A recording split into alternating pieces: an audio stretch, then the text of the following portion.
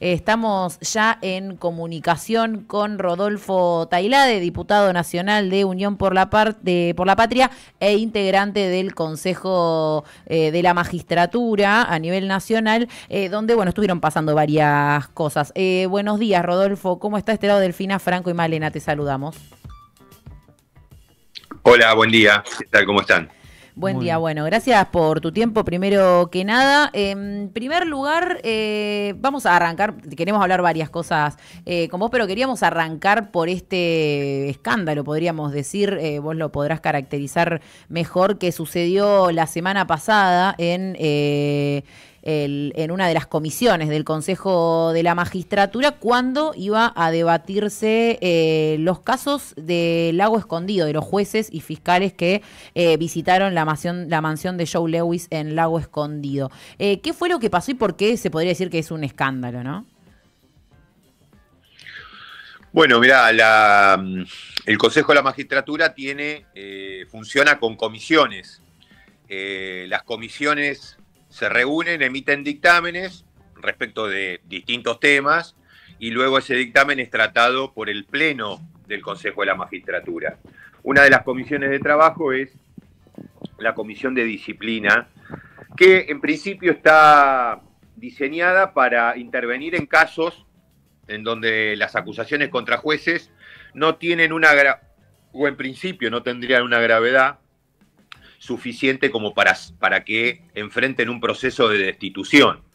O sea, van ahí por ahí las denuncias de menor entidad que podrían llegar a tener sanciones como una multa, apercibimiento, etc.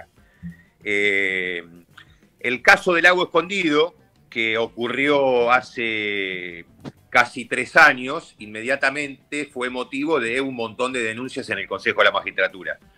Pero te estoy hablando de 150 denuncias aproximadamente, de distintos ciudadanos, porque inclusive en algún momento se viralizó una suerte de modelo de denuncia, con lo cual la gente participó activamente y bueno, terminaron acumulándose un montón de denuncias por mal desempeño contra los jueces que viajaron al Lago Escondido. Más allá de la gravedad del hecho, lo cierto es que esta investigación está en la Comisión de Disciplina desde que se inició, 2 años y medio, ya van para 3 ahora en algunos meses. Nunca, jamás se pudo avanzar con una investigación seria, profunda, en el Consejo de la Magistratura respecto de lo que pasó en Lago Escondido, el evidente acto de corrupción que implicó eso, entre otras cosas. ¿Y por qué nunca se pudo avanzar? Bueno, porque hay en el Consejo de la Magistratura y en particular en la Comisión de Disciplina un sector que está decidido a bloquear la investigación y a darle impunidad a los jueces que viajaron al Lago Escondido. Los principales interesados en esta impunidad son justamente los representantes de los jueces en el Consejo de la Magistratura, que son 4 jueces, que acá no incluyo al presidente del Consejo, que es el presidente de la Corte y por lo tanto también es un juez, pero que no interviene en estas comisiones. Acá en esta comisión de disciplina donde tramita Lago Escondido están los 4 jueces que representan al estamento del Poder Judicial. Bueno, a lo largo de estos 2 años, Lago Escondido ha sido bloqueada permanentemente, de manera sistemática, principalmente por los 4 jueces. También hay algún otro sector, sobre todo el sector de académicos representado por el consejero Galderisi, que también participan de estas maniobras de bloqueo. Bueno, a lo largo de estos 2 años nunca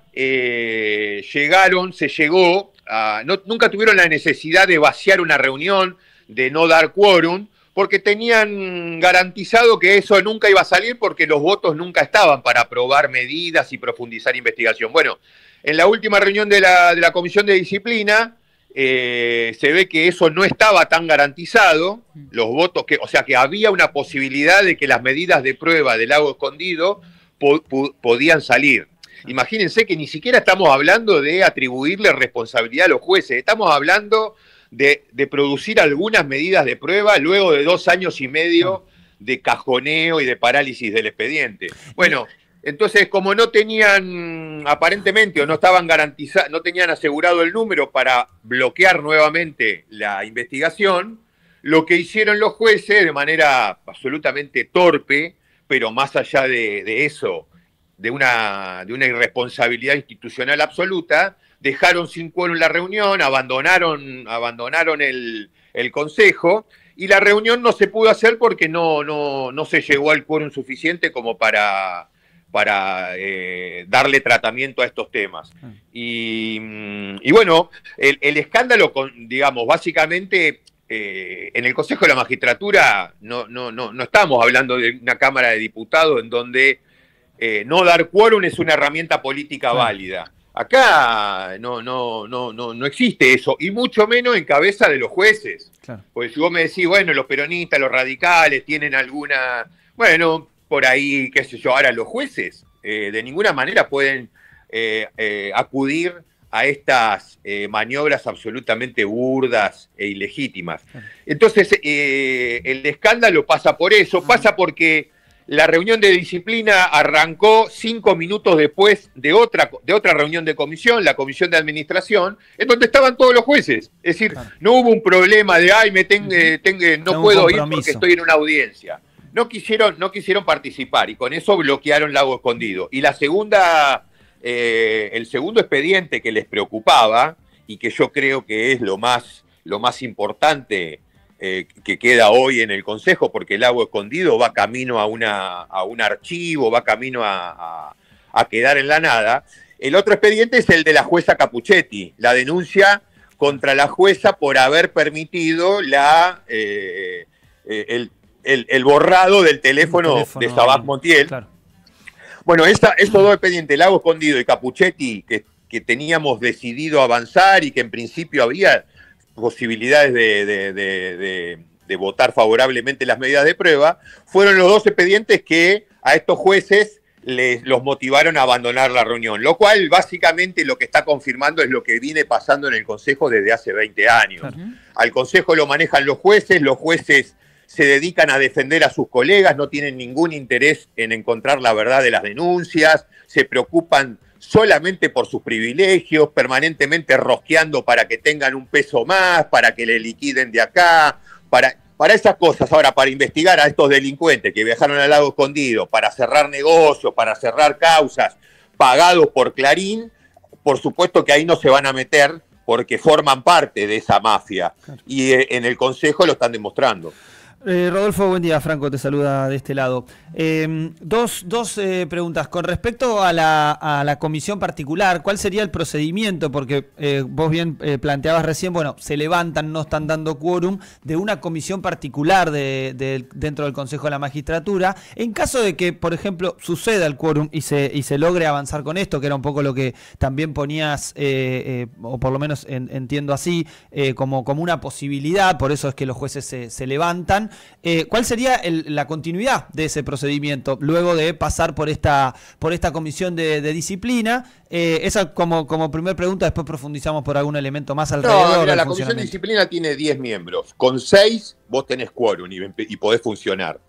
Y en el caso del Lago Escondido particularmente, y en el de Capuchetti también, se trataba de considerar y de tratar medidas de prueba. Esas medidas de prueba se aprueban por mayoría simple. Pero bueno, la composición de la comisión de disciplina no permite que esto se produzca con facilidad. De hecho, como te dije, hace 2 años y medio en Lago Escondido que no podemos sacar una medida. Ahora, una vez que se voten las medidas, esas medidas se ejecutan, se producen, y cuando en principio ya no hay más medidas de prueba para hacer, la comisión se reúne para evaluar si hay elementos suficientes como para responsabilizar de alguna irregularidad, de alguna causal de mal desempeño al juez. Se vota ese dictamen, que sería un dictamen acusatorio, se llama, y ese dictamen acusatorio, que también se consigue con simple mayoría, tiene que ser ratificado por el plenario del Consejo. El plenario del Consejo tiene 20 miembros, con 13, con 12 o con 11 vos tenés quórum, pero para un dictamen acusatorio, ya sea para pedirle una sanción económica o para mandarlo a jury y eventualmente destituir a un juez, se requieren de las 2/3 partes del plenario. La verdad que en estos 20 o 30 y pico de años que funciona el Consejo, hay muy pocos antecedentes de jueces destituidos a través de un jurado de enjuiciamiento, lo cual también te da una idea del nivel de protección que tienen los magistrados adentro del Congreso por sus propios colegas. Pero ese sería el procedimiento, pero estamos, en el caso del Lago Escondido, estamos lejos porque ni siquiera tenemos medidas de prueba importantes ejecutadas, con lo cual, si logramos conseguir en algún momento que nos voten medidas, bueno, eso igualmente no creo que llegue a evitar el desenlace que yo veo en el tema Lago Escondido. El desenlace es el siguiente: el Consejo tiene una regla que dice que si después de 3 años de investigación no hay dictamen acusatorio, entonces la causa se cae, es como que prescribe. Claro. Bueno, esta gente, estos turros, están haciendo eso, están haciendo tiempo para que lleguen los 3 años. Los 3 años llegan en septiembre o en octubre, ahora no tengo bien presente.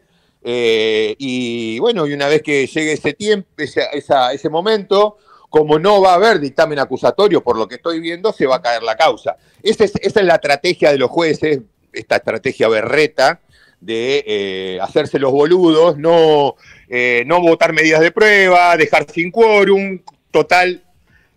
Estamos a poquito tiempo de que pasen los 3 años. Claro. Así que un poco ese es el escenario que enfrentan estos dos expedientes en el Consejo. Rodolfo, hacías una caracterización muy completa alrededor del funcionamiento del Consejo de la Magistratura y obviamente algunos de los elementos se tocan con parte de una caracterización que muchas veces nosotros hacemos en carácter noticioso, ¿no? Esto de qué manera fallan algunos jueces, qué tipo de reuniones y encuentros tienen con sectores no solamente del poder económico, sino incluso visitas al presidente, y lo que hemos visto sobre todo durante el gobierno de Mauricio Macri. Fuiste además Inspector General de Justicia de la Nación, con lo cual, no solamente por ser diputado nacional, por ser miembro del Consejo de la Magistratura en este caso, sino también porque te tocó un rol importante en este sentido. ¿Cuál crees que son algunos de los elementos centrales para avanzar en la democratización del Poder Judicial? Mira, lo más importante para mí es que participe la ciudadanía. O sea, la sociedad tiene que estar involucrada en los temas, en los asuntos judiciales, ya sea en los procesos de reforma que algún gobierno próximo encare, ojalá que podamos ser nosotros, pero si somos nosotros tenemos que llevar, la verdad, adelante reformas profundas que la verdad que nunca, o en algún momento se intentaron, pero que no tuvieron éxito. Pero bueno, yo creo que tenemos que mejorar claramente nuestra política en materia de justicia si volvemos a hacer gobierno en algún momento. Pero lo más importante es que participe la gente, y la gente puede participar de distintas maneras en este proceso de democratización, como lo denominaste. Puede participar, por ejemplo, juzgando. Los juicios por jurados que se desarrollan en varias provincias argentinas, por ejemplo, bueno, entre ellas la provincia de Buenos Aires, es una herramienta clave para esto. El juicio por jurados implica que uno le saca el poder de condenar, de juzgar, de decidir a un juez, y se lo da a tus pares, a 12 ciudadanos que son igual que vos y que no están contaminados absolutamente de ninguna cuestión, ni jurídica, ni de roscas internas, ni de aprietes políticos.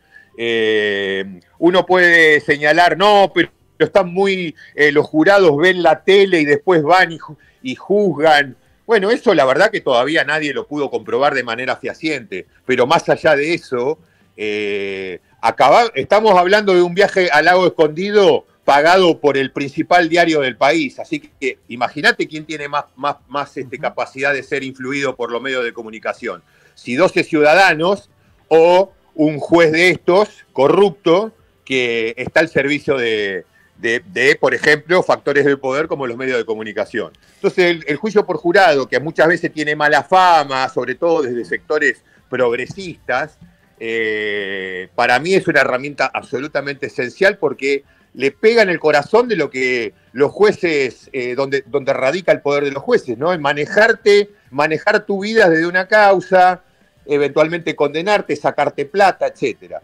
Después, la participación popular se tiene que dar en muchos sentidos. En el sentido, por ejemplo, ustedes recuerdan cómo se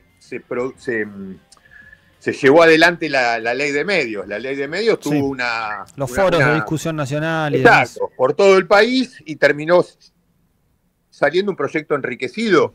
No fue lo mismo que sacó Cristina de Casa de Gobierno. Claro. Bueno, ahí hubo un montón de participación, de militancia, del sector de comunicación, de militancia silvestre, de gente preocupada, interesada por estos temas. Bueno, los temas judiciales tienen que seguir ese camino, porque si no la gente no va a entender, y si no entiende, no va a acompañar, no va a apoyar estos procesos de cambio. Entonces la tenemos que involucrar en estas iniciativas de reforma, de cambios, y aprovechando fundamentalmente que los jueces y fiscales tienen una pésima reputación en todo el país, digamos, o sea, es el poder público más criticado, más cuestionado, con razón. No te dan una respuesta ni de casualidad, cobran millones, llenos de privilegios, y vos para tener la tenencia de tu hijo tardás 5 años, o para cobrar un cheque tardás 2, o una indemnización 10,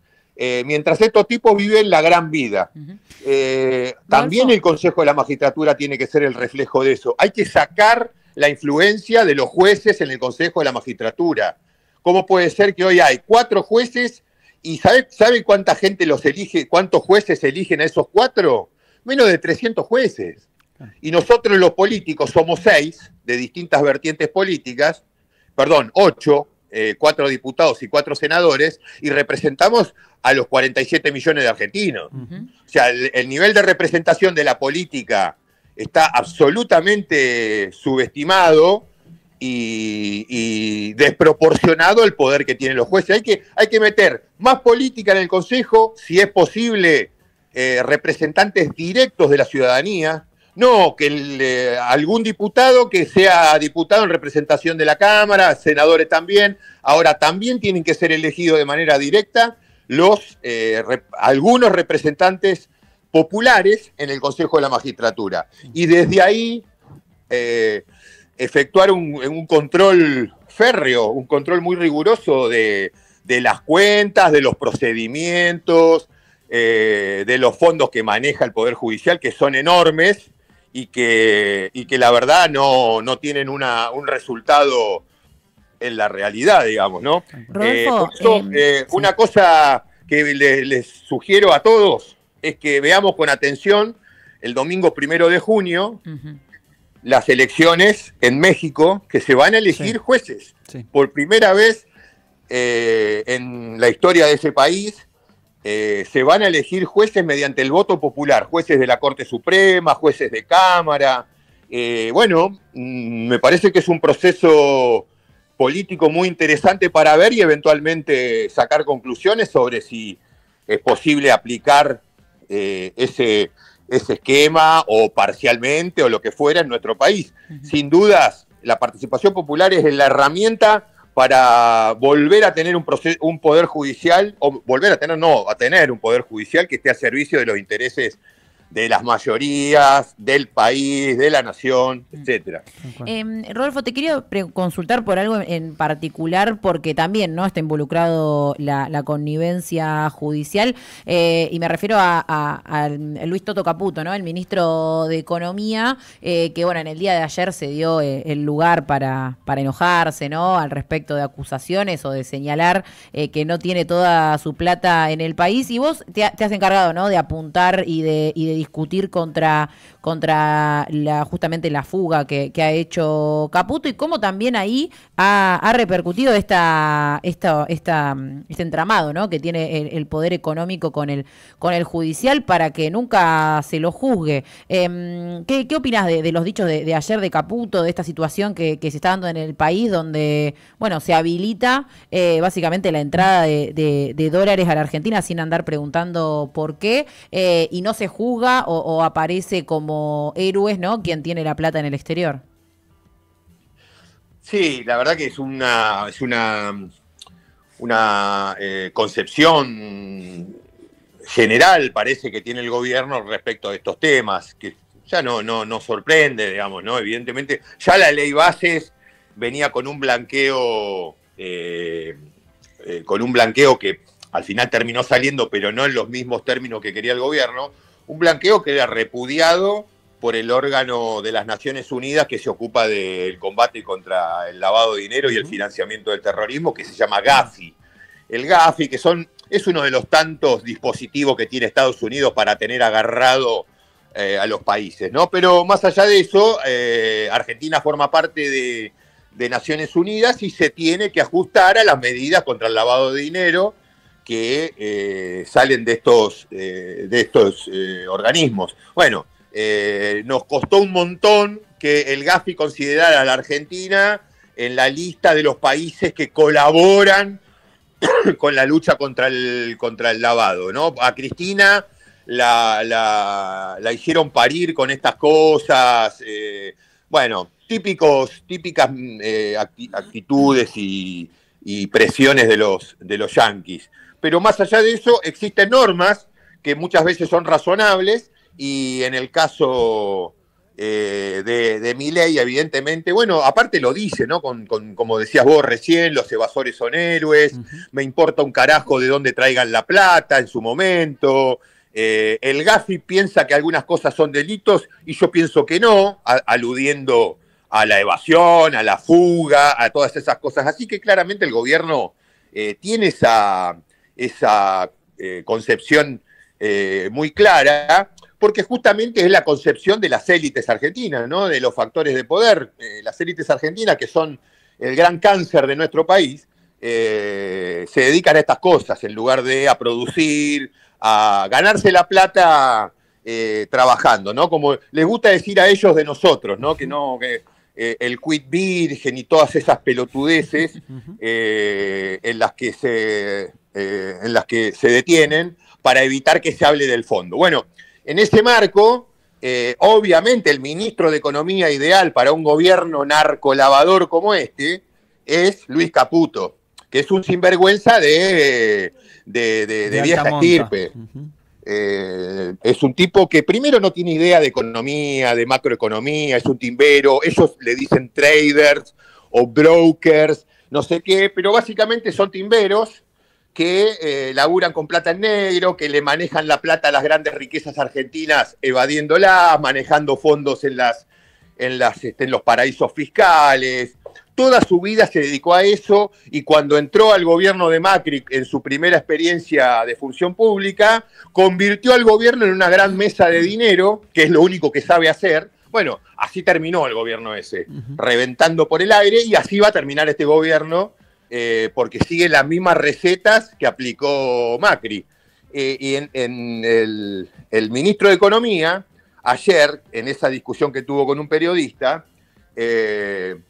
como buen caradura que es, se hizo el ofendido porque el periodista señaló que él tenía plata en el exterior. O algo como que también dejó de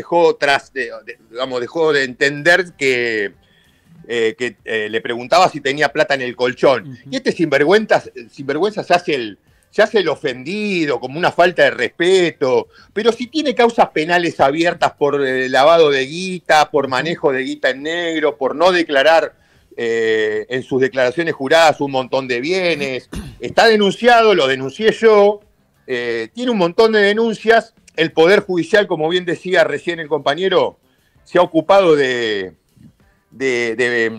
dejar en la impunidad estas cosas, pero bueno, hay una causa que es originada en una de las filtraciones famosas de la época de Macri, llamó Paradise Paper, en donde aparece todo un entramado de sociedades offshore en el exterior, en las Islas Caimán, todo dueño del Toto Caputo, que seguramente tenía plata propia y muchísima plata de sus socios, de argentinos, argentinas, ¿no? De estas élites que tenemos, que supimos conseguir, y que a pesar de que la tiene Ercolini, es decir, un juez, uno de los jueces del Lago Escondido, por ejemplo, a pesar de que la tiene Ercolini, no han logrado cerrarla.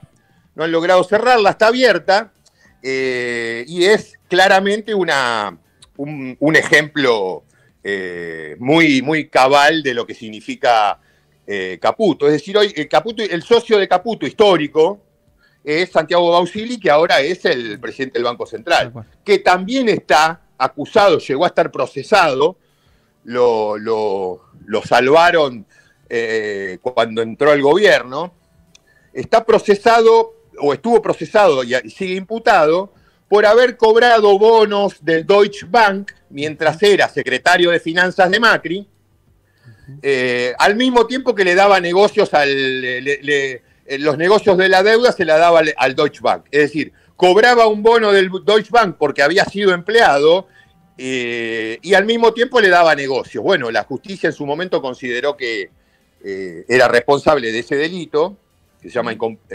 negociaciones incompatibles, y lo procesó.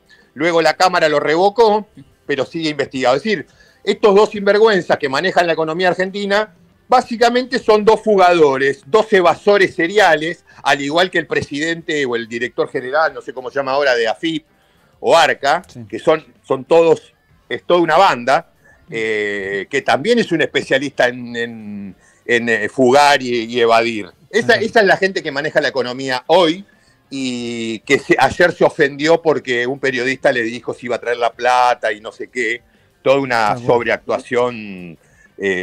Nada, bochornosa, sí, nada más. Sí, tal cual, de la descripción que acabas de hacer muy bien de los tres personajes. Rodolfo, te queremos agradecer muchísimo estos minutos, sin antes hacerte también una invitación. Estamos haciendo unos segmentos de entrevista que son un poco más extensos, queremos invitarte también para que seas parte de eso. Son entrevistas en la trinchera, vos elegirás tu trinchera y nosotros iremos para allá a hacer una entrevista un poco más larga, porque de hecho estos formatos nos hacen tener estos escuetos tiempos, y la verdad que este tema y muchos otros más necesitan una profundidad mayor. Bueno, chicos, dale, cuando quieran. Les mando un abrazo. Te mando un fuerte abrazo y muchas gracias. Pasaba Rodolfo Tailade, diputado nacional. Completísimo. Completo y para todos lados, como debe ser. Bueno, obviamente diputado nacional, ingresó por el Frente de Todos, obviamente hoy también dentro de lo que se denomina Unión por la Patria, y bueno, hablando alrededor de lo que pasó en el Consejo de la Magistratura, en la Comisión de Disciplina, en la que forma parte como diputado nacional. La van a poder revivir obviamente en el canal de Trinchera TV, y quienes se han sumado en este tiempo, suscríbanse al canal, pongan me gusta, comenten. Van a www.revistatrinchera.com/comunidad y se suscriben aportando su vil dinero, que hoy tenemos sorteo, un montón de cosas. Así que escuchamos un temita y volvemos con más de esto que hemos denominado llamar Será por las malas. Sabe que su vida es suya, flecha que corta el viento.